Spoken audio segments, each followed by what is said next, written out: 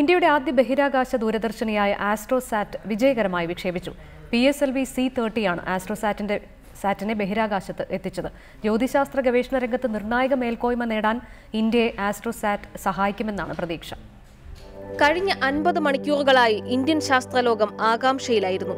രാവിലെ 10 മണിക്ക് സതീഷ് ധവാൻ സ്പേസ് സെന്ററിൽ നിന്ന് ഇന്ത്യയുടെ പ്രതീക്ഷകളുമായി ആസ്ട്രോസാറ്റിനെയും 6 പരീക്ഷണ ഉപഗ്രഹങ്ങളെയും വഹിച്ചുകൊണ്ട് PSLV C-30 കുതിച്ചുയർന്നു. 3, 2, 1, 0, +1, +2, +3, +4, 5, 6, 7, 8.